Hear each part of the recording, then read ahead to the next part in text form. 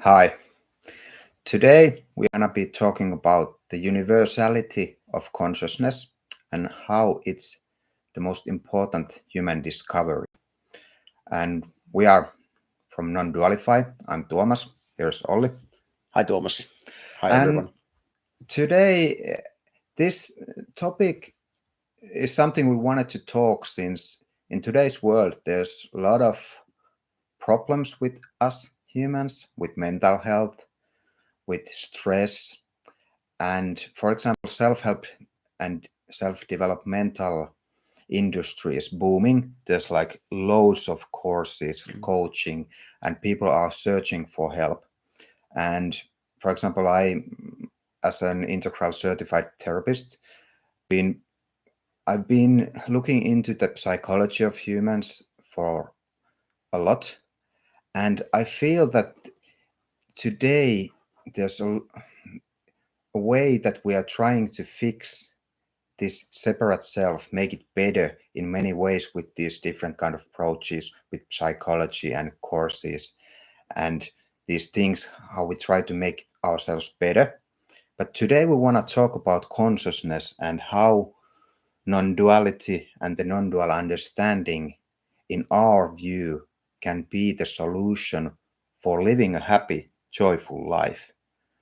And would you like to start by talking about what non-duality and all of this means? Yeah. Thanks, Thomas. So, first of all, the non-dual understanding has been around for quite a while, and perhaps the first one to see it very clearly was Siddhartha Gautama, later known as the Buddha, who saw it first, and from there it has traveled paths to find itself also in the modern ages, and also now science is perhaps for the first time looking into it. Not every physicist at the world is currently convinced that consciousness is generated by the brain, and this is a very different situation. For example, back in the 90s, you wouldn't probably even be allowed to publish anything that suggested anything other than that mind is only something that the brain does. I don't know what the ratio is, but I would say it's getting more and more obvious that there are great minds on this earth who are scientifically orientated and who are scientists, and also they are skeptical about the physicalist materialist worldview. Yes, and maybe it's good to talk shortly about what is currently like more commonly known about this materialism, that we are this body mind. Yeah. And that's the traditional way to view it. Yeah. And that brings a lot of problems for our humans if Yeah. we think that we are separate from everything else. Yeah. That we are this finite thing that borns and dies. Yeah. And we'll get to I think later on we'll get to the deeper exploration of this seeming separateness. But I just picked up the word traditional. So it's been so for like 100 years or 150 years. But actually, of course, many original cultures that lived on Earth, they had this sort of individual understanding, for example, that they are one with nature. And yes, and also we've sort of most of us have lost this kind of view of ourselves. We tend to see us as separate individual persons living a separate individual life, achieving our own goals, and taking care of a relatively small number of people in our influence circles. And so I'm not the expert on how we came to be in this situation, but I think something happened that made scientists forget that it's not really a feasible philosophy to construct a worldview with materialism, which says that only material objects are material objects are the reality from which everything mental comes into being. And how this relates to the problems of world today, well, if we are only, like some neuroscientists have written books like You Are the Brain. So if this is true, then it's a pretty good strategy to make more accurate maps of the brain, make more diagnoses, create more medicine that address the specific problems in the brain. Now, we have done this for quite a while now, and I don't know, maybe if a knee surgeon treated patients with the same success rate that we are treating mental patients, they would probably send him in prison. So it's not, it's not working. Whatever may be the reason for it, if you look at how much we invest in mental health and all the sort of include all the drugs and all the things we try to do that people would be able to have a normal life, and yet it is becoming increasingly difficult for humans, for example, to sit down for 3 hours and read a book or something. Something that's completely normal in a functional human being. It's getting to be, well, not a superhuman achievement, but it's getting closer to being extraordinary rather than ordinary. And it also, I'm not judging any of the sort of chemicals, but just considering all the legal drugs and illegal drugs that people need to get on with their lives. To cope with life. It's getting pretty big. The pile is getting pretty big, and you need a personal pharmacy soon to be able to sleep and be able to sit and read. And I mean, if you just look at the big picture, it's not very hard to see that this is probably not how a healthy organism, like a healthy body-mind organism, should work. And we are trying to respond to it by like creating more accurate drugs and creating more accurate diagnosis, having more specific criteria for diagnosis. And what we've got is more diagnosis and more patients with the diagnosis. And it seems that we are going in the direction where it is soon normal that people are not able to like function properly. So without even going into the non-dual understanding, just for the background, I would say that if you consider this, it becomes clear that the solution is likely something more than just more resources doing what we are doing, more PhDs, more doctors, more mental health professionals, more, and there's nothing, I have the great respect for doctors and mental care professionals, but just analytically, when looking at the big picture, it's incredibly probable that there is something wrong with the big picture. And non-duality has a very clear explanation what is wrong with the big picture.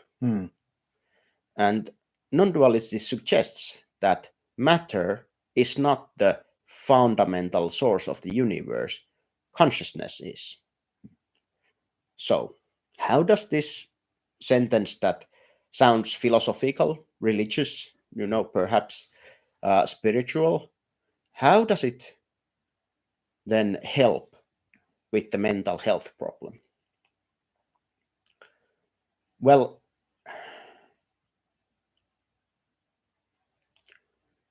we tend to feel that we are a sort of collection of separate particles that in no time turns to dust. And some even suggest that consciousness is a mistake by evolution, Yeah. So now the most fundamental experience that we have is consciousness and being aware. So that's actually the only thing we can be certain of, like that there is knowing and that there is consciousness. There is consciousness and something that knows that I am. So this is the, like, almost all philosophers, agree at least on this, that this is the sort of fundamental, this is what we can be certain of. So this is the experience everyone is having. And then science tries to tell you, well, it's a mistake. And yet if we investigate it, we intimately, it's become so apparent that, the body is something that appears in consciousness. So it's already like a huge conflict between our direct everyday experience and this believing ourselves to be finite without ever investigating our own experience leads to, well, it can easily lead to having a very shallow experience of life. And also because consciousness, it is who you are. And to be aware of who you are, we could say, know thyself also, which was, the wisdom of the ancient Greeks. It's this feeling understanding. And I mean by that, it's not just, understand 2 + 2 = 4. Yeah. But it has an added component of sorts, which is happiness or true satisfaction. Like, I think for most people can sort of understand that, if you know who you are, that is, in that moment, that is a moment of happiness. And so we have this profoundly simple understanding that we are consciousness, and knowing that we are consciousness is also the experience of happiness. Now, even this sounds like, if you never investigated this, it sounds like, okay, what does that mean? I'm happy when I get ice cream. I'm happy when I get a job, or I'm happy when my relationship is going well, and, whatever. Yeah. So that's true. But the reason you are happy in those moments is because at that moment, or for the period of time you feel happy, you don't want anything else. And to want nothing else, to resist nothing, is the same as saying, or it is similar to saying, you are consciousness. It's a different way of describing the same phenomena, because in that moment, when you resist nothing, you want nothing, the mind automatically goes back to its true nature as consciousness. It takes that position. It may be that you've never even heard the word consciousness. This still happens. The words are not that important, but it still happens that the mind goes there, and for a while you live in your true nature. And where this kind of language is rarely used, so for someone who hasn't heard it, it will feel strange. But I invite everyone who listens to this to, if you disagree, to sort of take notice on your moments of happiness and unhappiness, and does the same thing always produce the same amount of happiness? That's a very good test. You can, Yeah. there's no belief needed. You can verify it to yourself. You can say, okay, so I listened to music, it made me happy. Does listening to music always make you happy?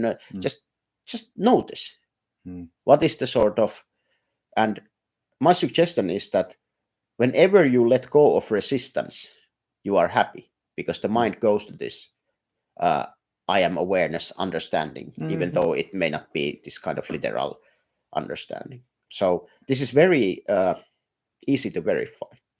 So this has been a long explanation, but finally, what does this have to do with the mental health crisis? Yeah, since like living from that place, it's so different than identifying yourself with this body mind, where there's this separate self that usually we feel is living there behind our eyes, and who is separate, is limited to this body, and is totally separate from everything else. And then there's the view of being consciousness, awareness, being aware of itself. And so how the mental health. So now for the punchline, because being aware of consciousness is already the experience of happiness. We already have what we need for happiness in every moment, and that is the dramatic punchline. And if we don't realize this as a civilization, we will be chasing our tails, for 100 years. Because, I mean, you can try to optimize your dopamine levels and your serotonin and oxytocin levels, and you can do all sorts of stuff, but those are just not practical. You can't live life like that, but you can live life from the understanding that you are not separate, that you are consciousness. And it's incredibly, like, it's not a secret because it's been always around. And as the way things currently are, most people on the planet are not interested in the non-dual teaching, and that is how it should be. This is not like I don't agree that this has to be, you can't force the non-dual understanding on anyone. Yeah, I see it as in a way of evolution of humanity, our consciousness, how it is evolving. But what I would like to say about that is that for those who are open to explore the nature of consciousness and the nature of happiness and how these are related, it solves everything. I mean, I honestly mean that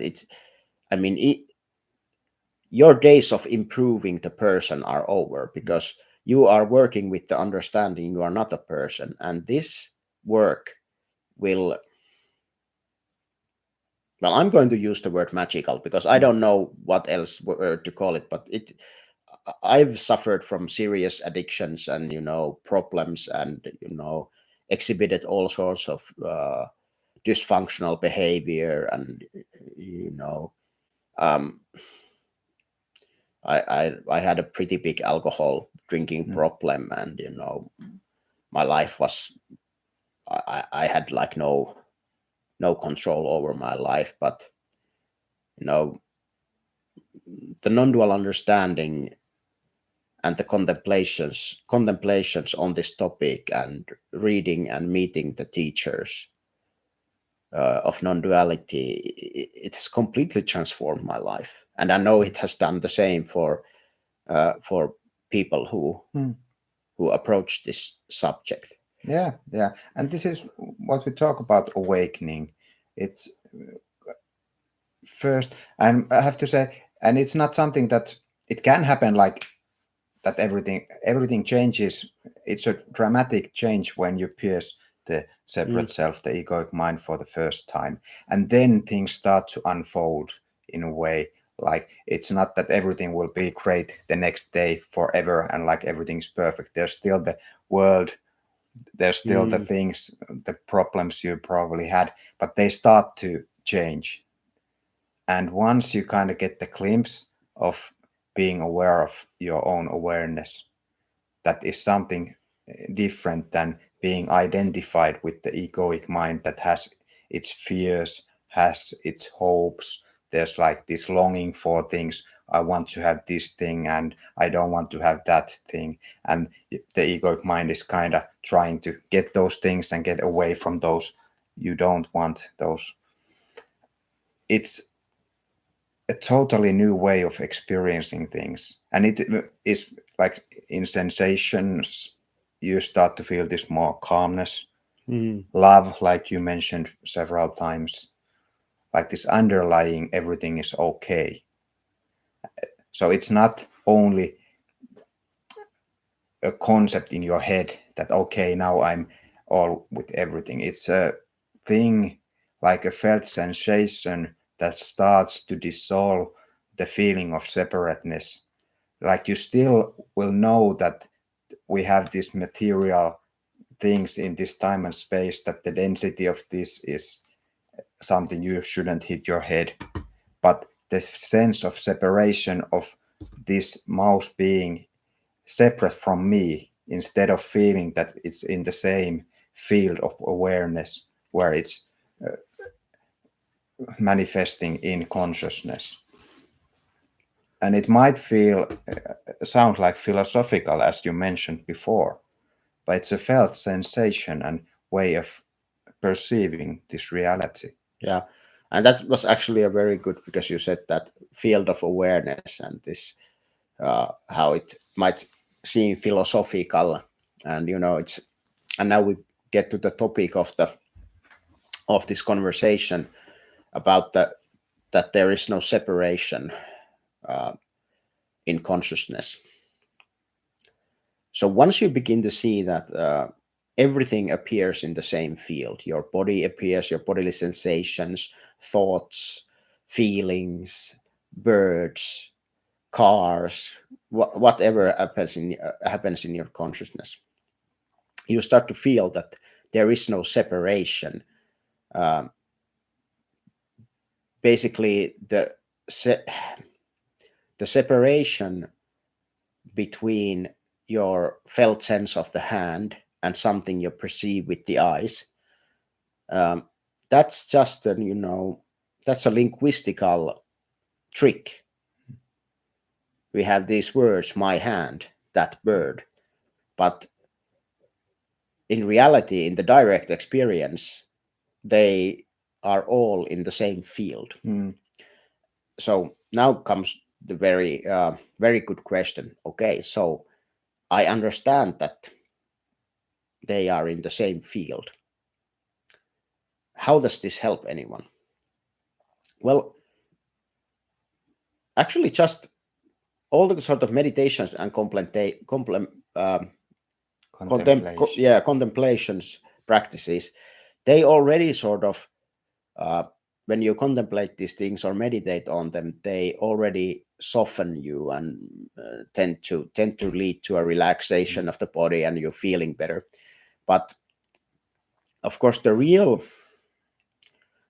prize is that you begin to be open to the understanding that consciousness is not separate, that it's not just your field of awareness that is sort of all one, but that the entire universe is in that same field. Now, I can't give you a specific sort of step by step how to get there. I think it differs, but for me, I think one of the first things when I started to suspect that consciousness is universal, I think it was when I read Ramana Maharshi, the great Indian sage, and he pointed out that when somebody said that, I am a body and I know I die and I am born, and he said, well, consider deep sleep. Do you know you existed last night in your deep sleep? And the student said, yes, I did. And Ramana asked him, how did you know that? And he said, well, I know. And he's like, well, how do you know? And then, so I'm aware of my being even in deep sleep. Because usually we say that in deep sleep there's no awareness, but you can verify this for you. You don't need a camera to know that there was being in deep sleep. And if you know there is being, there has to be some sort of awareness. So this was perhaps the first like hint for me, because then if it's always been there, how do I know it wasn't there before this body was born? And I was like, well, I don't know that. I always assumed that this field appears with the body. But then my own experience was this field is something that never changes. Everything changes inside it, but the field itself, this being, it never changes. So what is the nature of something that never changes? I mean, that's for me, that's what eternal, or like timeless, that means. And also then in my investigation there was this very good bodily sensation in these contemplations. It felt intuitively incredibly right to contemplate or be open to the possibility that consciousness is not separate. So then I started following more on this direct path, and eventually I met my teacher Francis Lucille, who is a teacher of this direct path. And yes, it's what we don't usually see is that the fear of extinction, the fear of death, it's the root of the egoic identity. And the root of the egoic identity is we are not normally aware of it. It comes up in times of crisis, or when death is approaching, or when you have to accept that some loved one has died, or anything like that. But we are not usually aware of that. And so we are not aware of how the entire human world is built on the assumption that there is death and death is bad. But the non-dual understanding, it's everything that has been said so far has been just a warm-up act, because if you truly understand that you are not separate,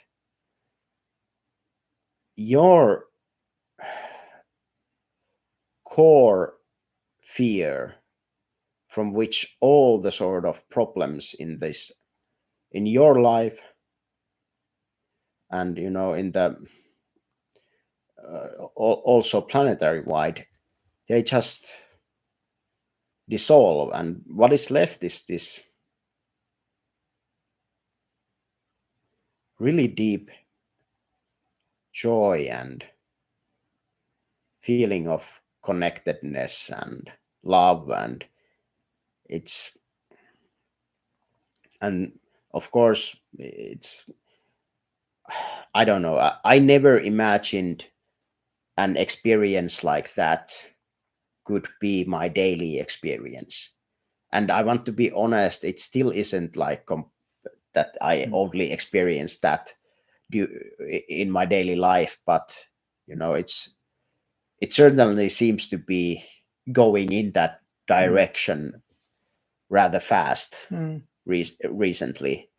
And I just want to stress this, that it's not possible to really understand what the fear of death, like how much you can intellectually analyze, and well, yeah, it's probably a big deal, but how big a deal it's only when you start to flirt with the eternal, you start to understand the kind of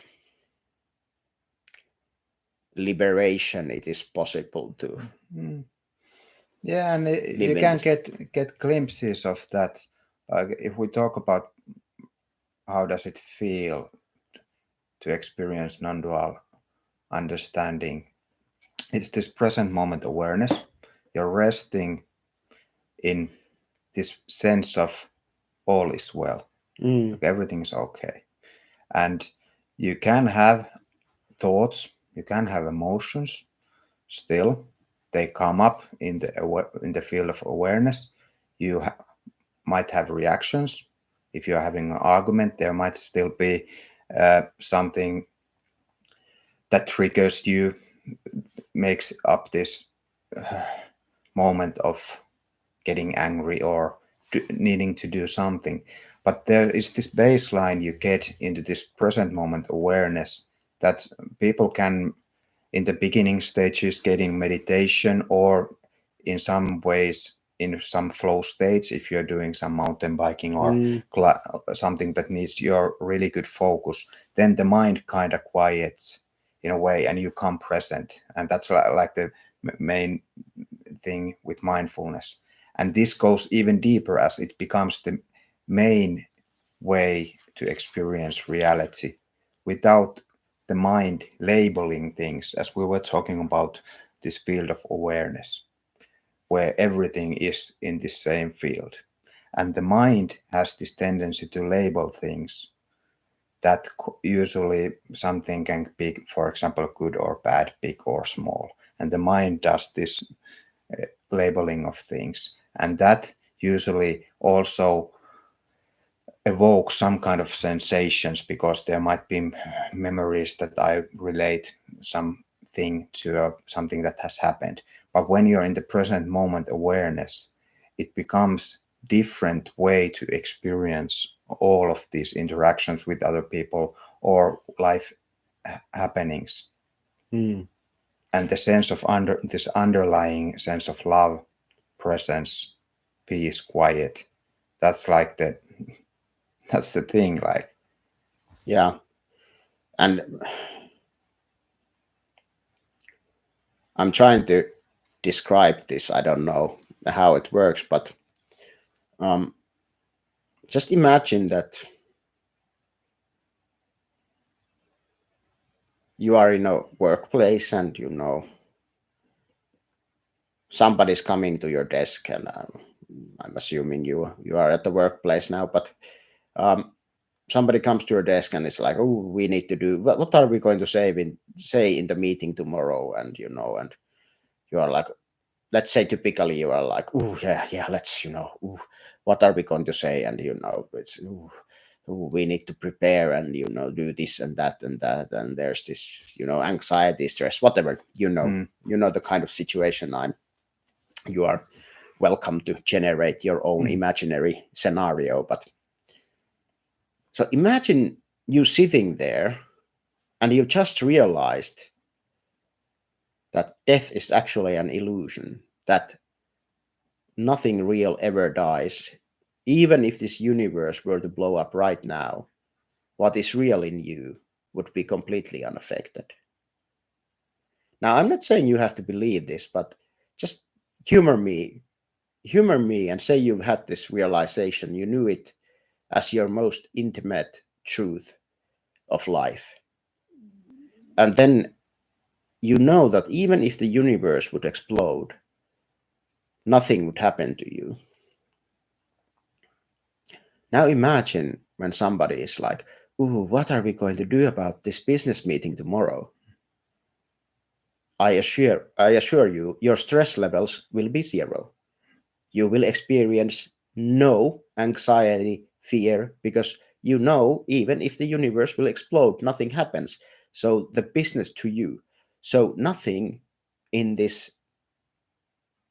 normal human world, the non-dual understanding, it's the real deal when it's genuinely the path is, when you genuinely recognize that consciousness is not separate, and you recognize it as the source of all things that does not change. It has or somebody is telling you that their sister is dying. Most people would probably, they might feel uncomfortable or they might follow the sadness. But just imagine, you don't have to say anything about, but just imagine what it feels like when someone has this terrible grief, can you feel what it would feel like to be in the presence of someone who knew death to be an illusion? It's not even about what someone like that who has realized this would say or do. It's just the presence. It doesn't just transform, your own life, but it has such deep ramifications in relationships, and or your intimate relationship.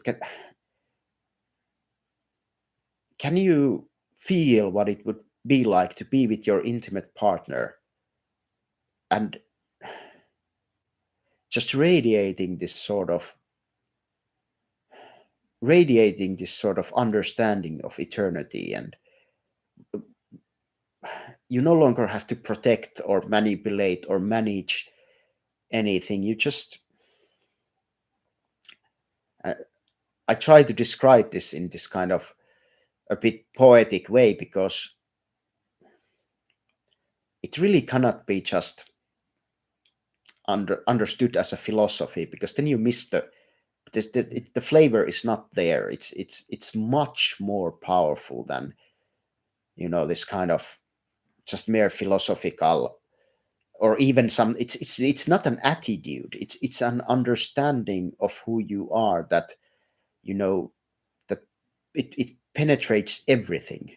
Yeah, it's not a mindset. Like, it's not like, let's be more let's be more accepting or kind or whatever. It's not like that. It's a different ball game. Yeah.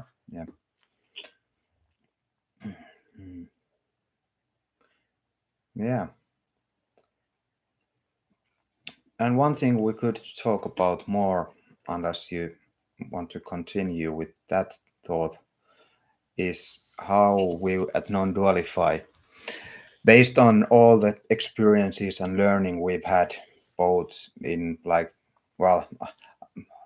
did a lot of like self-help, and then turned into looking into spirituality more, and then different kind of formulations of the truth, for example, 3 principles, and different teachers, then looking to science and trying to understand different kind of sides of our beings, became this integral therapist, looking into psychology, spirituality, combining these different kind of knowledges. And now how we at Non-Dualify, we decided to create an adventure out of all of this, like this discovery. Maybe we could talk a little bit of that. Yeah, that is a very good question. And for me, this last summer, when I finally met my teacher, Francis Lucille, I felt I got like all of the relevant questions answered that I still had about this non-duality business. I am going to on another retreat in December, but because I enjoyed it so much. But anyway, after the retreat, this sense of urgency that I want to share this non-dual understanding with the world, it just came apparent. And I don't know why, it just felt like, okay, I have to do something. And then we met, and we decided, okay, let's start a business. Let's call it Non-Dualify. And then we started working. Maybe it's some sort of meditation practice service, or this like building the concept. And then I guess at some point a vision came to my mind about this sort of cosmic adventure, and this sort of ship called Cosmic Dancer, and that all our customers are passengers on that ship, and we are just sailing the cosmic islands, which go through all the sort of important truths in non-duality. And we both instantly loved it. But yeah, let me just say that because the non-dual understanding has traveled from the Buddha, and it was there in ancient Greece. I don't think many understand this, but Socrates, and especially the teachers that taught Socrates, such as Parmenides, who are not that well known and mere fragments of their work have been preserved. But if you look at it with the eyes of understanding, you see that these people were enlightened. They had an enlightened mind. They understood the sort of non-dual understanding. So just as a sort of pointer, ancient Greece was the heart and the beginning of our civilization. And so the non-dual understanding was also there at the beginning of the Western civilization, because many believe it has just been in the East. So that's not correct. It was there in ancient Greece as well. But okay, so it travels. Lao Tse and Taoism was born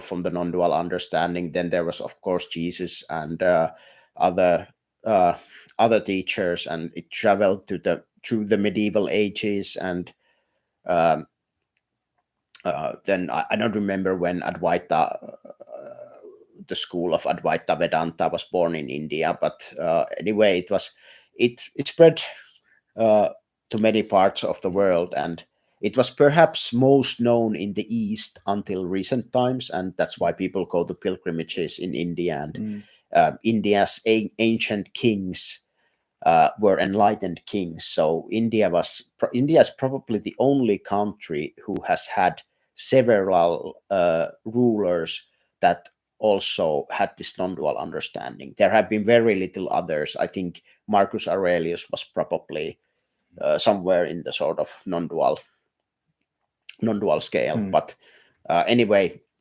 so it traveled to East, and then in the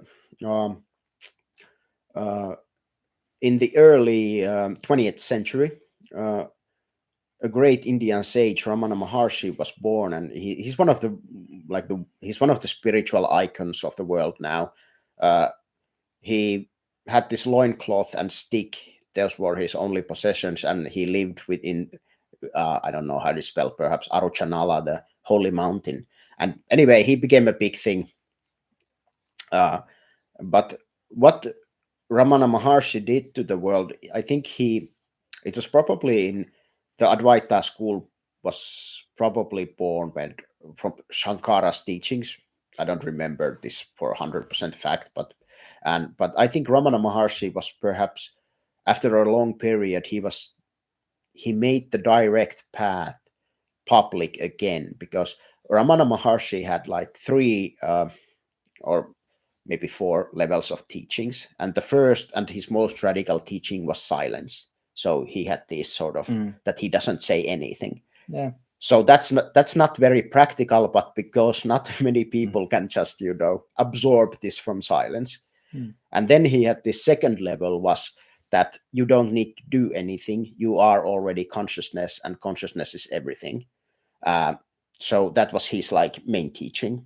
And then he had also this, those who have studied spiritual matters probably know of a technique called self-inquiry. His third method of teaching was the self-inquiry, that if you absolutely have to do something, that you believe yourself to be separate and you cannot be free just by understanding that you are not separate, do this self-inquiry, which became a very popular method.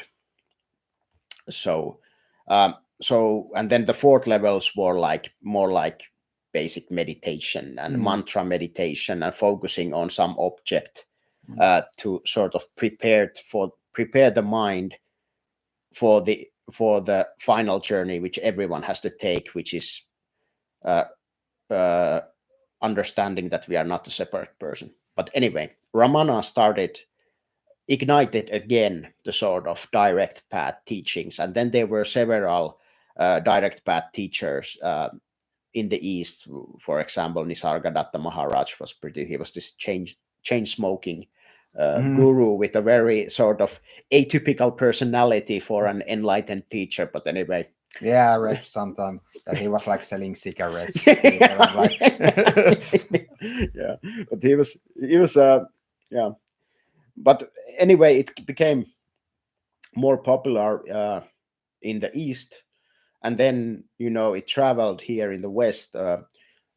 If I could be said to follow one tradition, it would be this. The first Western teacher was Jean Klein. I don't remember who his teacher was, and Jean Klein taught Francis, my Mm. teacher, and Francis also taught Rupert Spira, which I've also followed a lot recently. I also, in the beginning, followed or read Eckhart Tolle and Byron Katie and other Mm. teachers as well, and the Eastern teachers as well. But anyway, come to the story of what non-dualify is looking to do, because honestly, I can't really improve much on what Francis has said on how to liberate yourself. First, you realize you are awareness. Then you explore the limited nature, that whether you can find proof that awareness is limited. And once you cannot find proof that awareness is limited, you remain open to that possibility that awareness is limited. And then you start behaving in a way that you are universal Mm. rather than a person. And then life will convince you and give you the proof that you are on the right path. So Francis already has this incredibly simple formula that requires zero belief. Mm. Even to believe that something like matter exists outside consciousness. Now that requires belief, because no one can ever verify it, because we cannot ever experience anything that's not in consciousness. So Mm. Francis already has distilled the, I think, I can't do better than that. Mm. That's, I mean, it's so it doesn't require any belief, and you can go directly to the essential Mm. truth. Yeah, and I So really like that core of this understanding. As actually, my path was a bit different. I went to this much more pragmatic thing, like doing a lot of different kind of practices, like mapping out different kind of uh, lineages and spiritual systems, and what kind of techniques and methods one can do to get the initial glimpse of awakening, and then start to deepen in that state, so the separation starts to dissolve. So it's a these are really complementary things in a way, like one can go whatever direction, and I feel that we are now kind of combining the best of these, like having the really clear understanding of mm, non-duality, mm, and then offering a bit this path of verifying that kind of reality, and with different kind of practices and quests in our journey and teachings. yeah, yeah, uh, But yeah, I sorry I yeah. interrupted No, you. but um, yeah. So I guess I feel that there is already very good Western teachers who Mm, have a very clear formulation of the truth, which is very helpful for many like Western people. And of course, there are great Eastern teachers which mm. have been there for quite a while. But so Yeah, since I just want to add, like it's there's kind of been stripped out much of the mysticism yeah, and the metaphorical things yeah, into this clear understanding. yeah, it's There's almost like a formula now, yeah. like you what you can follow. But I guess then we just wanted to really have fun, and really sort of like get into the life is a celebration mode. So I think at the heart of our service, you will find the clearest formulations, which of the non-dual truth, which are articulated today by at least both Francis and Rupert. But that's, I mean, that's the core there. But um, of course, having this sort of concept, this sort of our own like imaginary universe where we visit islands and teachings and teachers, and you know because people also love adventure, and there's more to life than just I feel I feel that we need to sort of evoke the non-dual understanding also to the current times in a sort of way that speaks to there's a reason why like Star Wars is so big and things like this are so big, and people love great stories. And what we are doing is we want to create this kind of epic story, but the heart of it is not entertainment, it's self-realization, which is all in our view, it is the best possible solution for happiness and living a great life. So yeah, that's how I see our adventure and journey here. Yeah, definitely. One thing that comes to my mind is now that we've kind of gone through the topic of why consciousness as this underlying reality matters, like what is non-duality and what it seeks to accomplish in a way once you get to the understanding that it's not just like a philosophical or conceptual thing. Words are just trying to describe, and all this talk we are trying to describe how it feels in this present moment, and also in different kind of examples. And now we have this journey, the way of the adventure, and we are starting our maiden voyage pretty soon. So if you want to get more information or sign up, you can find more information from our website. It's nondualify.com, and there's plenty of material also here on the YouTube channel. And you can sign up also to our free community that's called Harbor Community, that will give weekly lessons and tools and practices and kind of give a taster and glimpse of how we are trying or aiming to do the whole adventure, then if that is something you're interested in. And also, if you have any questions, you can put questions here in YouTube or send us an email. Is there something you would like to add? No, not really. I think that pretty well sums it up. I would just like to thank you for the discussion, and it's been a lovely almost an hour talking about this, and I hope people will listen to it and perhaps consider joining our adventure. Yeah, and we are just at the beginning of all of this, so I'm sure this will be a adventure of lifetime we are now embarking. So thank you all. Thank you. Bye. Bye.